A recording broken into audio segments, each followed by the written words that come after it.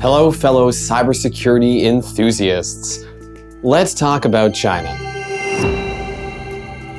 Last week, the country dominated the cybernews headlines following a massive data leak of nearly 1 billion Chinese citizens. While the story is still developing, the leak is potentially the biggest in recorded history because of the size and the scope of information exposed. The worst part, the victims may never even hear about it. News of the leak broke 2 weeks ago when a mysterious user or group, ChinaDan, claimed to have stolen records from the Shanghai Police Department on the hacker forum Breach Forums. The post was offering to sell more than 23 terabytes of data for 10 Bitcoin, equivalent to about $200,000. The post by ChinaDan also released a sample containing 750,000 records. The data in the sample includes names, national identification and phone numbers, medical records, details from police reports, and other information.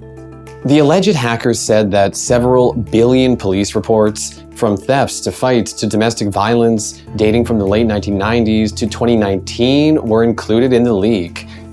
What's more troubling, some of the people in the leaked records were labeled key persons.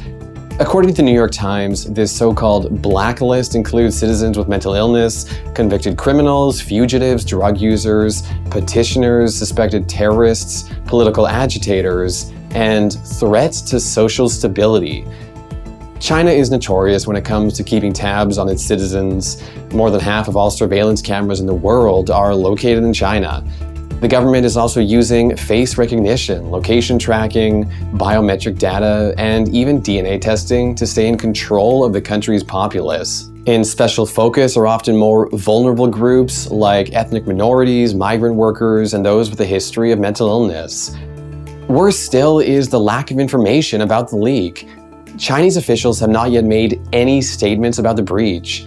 It seems that the government is also blocking information circulating on the web in China about the leak.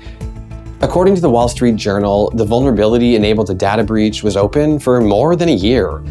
While the police records themselves seemed to be stored securely, the dashboard for managing and accessing the data was set up with a public web address and left open without a password, allowing anyone with relatively basic technical knowledge to simply come in and steal the data.